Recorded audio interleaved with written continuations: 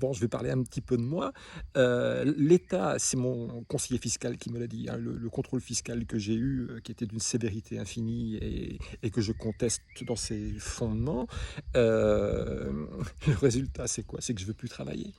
Moi, aujourd'hui, j'en ai 60, hein, je vais avoir 61 ans dans 4 jours. D'ailleurs, on donne ce qu'on veut, hein, mes amis, hein, vous pouvez offrir ce que vous voulez, hein. C'est le 5 mai, c'est dans 2 jours. Non, je rigole.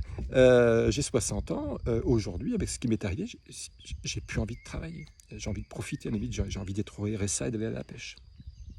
Vous avez démotivé l'être humain qui était le plus motivé à travailler. J'ai travaillé comme un malade pendant des années. Je me suis fait avoir par la sirène républicaine qui vous explique le travail. Il faut travailler. Plus tu travailles, plus tu gagnes. Plus tu travailles, plus tu gagnes. Non, plus tu travailles, plus tu perds parce qu'on te confisque ta vie. J'ai pas vu grandir mes enfants. J'ai jamais pris le temps de m'allonger dans l'herbe à regarder le soleil, les nuages passer, à écouter l'eau des rivières. Non, non. Et c'est ce qui est terrible, et je pense que vous ne me démentirez pas. Les moments les plus magiques, ce sont les moments les plus simples où on s'allonge dans l'herbe et on écoute son cœur battre. Vous voyez, c'est ça. Et ça, on nous l'a confisqué. Et c'est le message que j'essaie de transmettre à mes enfants, mais c'est très difficile parce que je leur dis, mais profiter de la vie. Moi, en tant que père, j'ai sacrifié ma vie pour qu'on ait un environnement agréable. Il y a de l'herbe, on est à la campagne. J'ai un petit fonds de commerce qui nous fait vivre. Je remplis mon caddie. Mais ne courez pas, ne soyez pas en quête de chimère, de réussite. N'écoutez pas tous ces TikTok en disant il faut réussir. Ce sont ceux qui se plaignent, qui ne font rien, qui n'ont jamais rien entrepris. Qu'est-ce que c'est que tous ces gens qui se plaignent, mais qui n'ont jamais pris de risques, qui n'ont jamais créé d'entreprise? Je suis le contraire de tout ça. J'ai pris tous les risques, j'ai travaillé 15 heures par jour toute ma vie, et ce contrôle fiscal me prend tout. Et, si c'était à refaire, je dirais aux gamins de 20 ans, et je dis à mes enfants, profitez de la vie, profitez du système, laissez-le couler, et on ira pisser sur sa tombe. D'accord. Donc le contrôle fiscal m'a démotivé, mais c'est dramatique. Et si vous pouviez ressentir ce que je ressens, et si je pouvais transmettre ça, arrêtez vos projets, arrêtez de créer du PIB, euh, euh, créer de la décroissance, créer de la charge pour ceux qui travaillent, pour qu'ils soient démotivés à travailler, qu'on arrête de travailler. En France, on n'a pas besoin de travailler, la nature donne tout gratuitement, hein. Euh, Démotivé par le contrôle fiscal et même au-delà du contrôle fiscal. Vous voyez, j'ai travaillé toute ma vie, j'ai passé 25 ans à payer ma maison que j'ai vendue pour acheter ce château de 185 000 euros. J'ai mis 200 000 euros dedans pour le restaurer sur 7 ans. Et j'ai 61 ans. Donc mon espérance de vie, c'est 20 ans. Ça veut dire que dans 20 ans, je vais casser ma pipe et mes enfants ne pourront pas payer les droits de succession. Vous y avez pensé à ça? J'ai vu un TikTok, même plusieurs TikTok de jeunes motivés qui ont acheté des petits châteaux ou des petits manoirs pour moins de 100 000 euros ou 150 000 euros. C'est dérisoire. Vous avez du terrain, vous avez de la surface, vous avez un potentiel parce que tous ces bâtis sont du 18e et avant. Et donc, c'était l'époque où on faisait encore du beau pour le plaisir des gens. Et donc, quand vous le restaurez, évidemment, si vous mettez 100, 200 000 euros comme moi pour restaurer quelque chose qui a un énorme potentiel en termes de beauté architecturale et historique, et même le plaisir que ça vous donne à le restaurer et à le ressusciter. N'oubliez pas une chose, vous, mes enfants qui avaient 20 ans ou 30 ans et qui voulaient investir et faire la même erreur que moi en restaurant un château, en investissant dans la restauration d'un château ou d'une belle demeure. Réfléchissez bien à une chose, c'est que si vous achetez un patrimoine français qui a du potentiel et que vous mettez 100, 200 000 euros dedans pour le restaurer, au moment où vous serez en situation de transmettre, vous ne pourrez pas transmettre. Moi, je vous l'ai dit, j'ai acheté 285 000, j'ai mis 200 000, en gros, mon investissement est de 500 000 euros. Aujourd'hui, même si je ne cherche pas à le vendre, même si je cherche juste à transmettre ce patrimoine comme lieu de vie, sans l'aspect valorisation, juste le lieu de vie, l'endroit où on est bien pour vivre. Si je veux que mes enfants en profitent demain, c'est impossible parce qu'ils ne pourront jamais, jamais, jamais payer les droits de succession, non pas sur le prix que ça vaut sur le marché de l'immobilier, mais sur le prix qui sera estimé par l'administration fiscale qui n'a rien à voir avec le marché. marché. Et si c'est estimé, votre demeure que vous resterez, mes enfants, ou ce château-là, si vous l'estimez dans 20 ans, quand moi je vais casser ma pipe, ou quand vous allez casser votre pipe, quand ce sera l'État qui va l'estimer, mais il l'estimera forcément à un prix où vous ne pourrez pas payer les droits.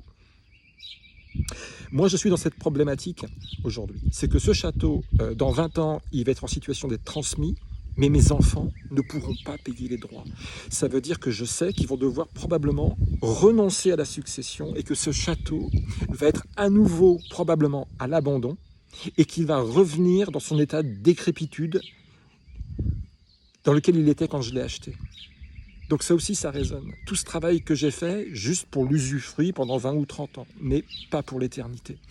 Ce château crie sa volonté de vivre éternellement, grâce à la bonne volonté, la générosité, le courage, le travail, l'abnégation de gens comme moi et comme vous, qui aimons le patrimoine français, qui aimons la pierre française, qui aimons l'histoire de France. Nous sacrifions notre vie pour ressusciter ces biens, mais le mode de production capitaliste, la saleté du capital, la saleté de l'État, fait que on détruit l'État, le capital, détruit ce que nous avons de plus précieux en nous, en humanité. Vous comprenez? C'est la mort dans l'âme que je vous transmets ce message défaitiste et dépressif.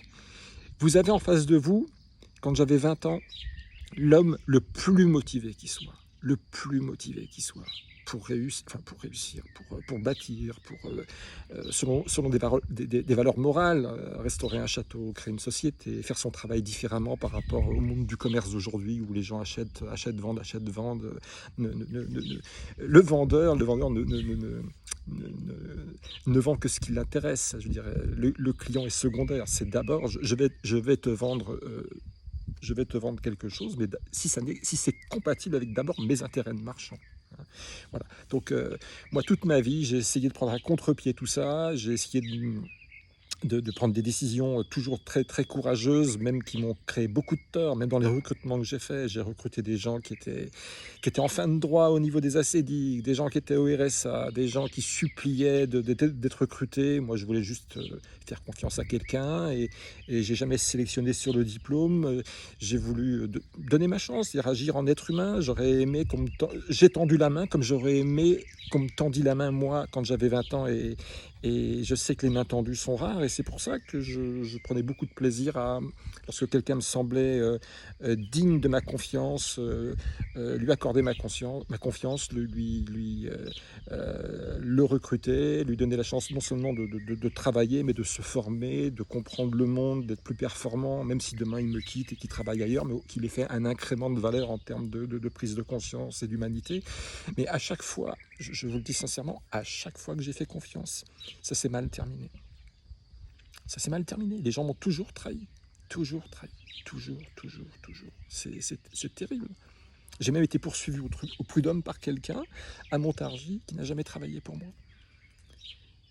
J'ai livré un fauteuil roulant chez lui une fois, sa femme était ma cliente et il pleurnichait que ses conditions de travail étaient déplorables, que rien n'allait. Et moi, dans mon infinie bonté, j'ai dit, tiens, je développe une entreprise, je cherche des agents commerciaux, etc. Ça m'intéresse. Il a même dit, oh, c'est génial, après avoir tourné avec moi une journée, oh, c'est génial, on va être plus riche que Céline Dion.